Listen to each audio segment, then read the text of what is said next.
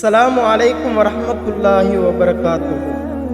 An ஆயிஷத்த ரலியல்லாஹு தஆலா அன்னஹா காலத் சுஇல நபி ஸல்லல்லாஹு அலைஹி வஸல்லம் அய்யுல் அமாலி அஹப்பு இலல்லாஹி கால அதுவமுஹா வ இன் கல்ல வகால இக்லஃபு மினல் அமாலி மா துதீகுன்.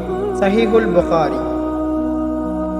நற்செயல்களில் அல்லாஹ்வுக்கு சுப்ஹானஹு தஆலாவுக்கு மிகவும் விருப்பமானது எது என்று பெருமானார் ஸல்லல்லாஹு அலைஹி வஸல்லம் அன்னவர்களிடத்தில் கேட்கப்பட்ட பொழுது பெருமானார் ஸல்லல்லாஹு அலைஹி வஸல்லம் அன்னவர்கள் கூறினார்கள், எண்ணிக்கையில் குறைவாக இருந்தாலும் தொடர்ச்சியாக செய்யப்படும் நிலையான நற்செயலை என்று விடையளித்தார்கள். மேலும் நற்செயல்கள் புரிவதில் அதனுடைய இயன்றவரை அதனுடைய எல்லையை தொட முயலுங்கள் என்று பெருமானார் ஸல்லல்லாஹு அலைஹி வஸல்லம் மன்னவர்கள் கூறினார்கள். அறிவிப்பாளர் ஆயிஷா ரலியல்லாஹு தஆலா அன்ஹா அன்னவர்கள். நூல் சஹீஹுல் புகாரி 6465வது ஹதீஸாக இடம்பெறுகின்றது.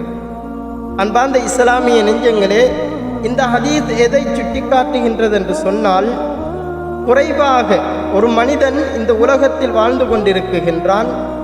அவன் தினம்தோறும் பெருமானார் ஸல்லல்லாஹு அலைஹி வஸல்லம் அன்னவர்களின் மீது 10 ஸலவாத்துக்களை தினம்தோறும் ஓதிக்கொண்டிருக்கின்றான். ஒரு நாள் கூட விடாமல் தொடர்ச்சியாக அவன் செய்து கொண்டிருக்கின்றான்.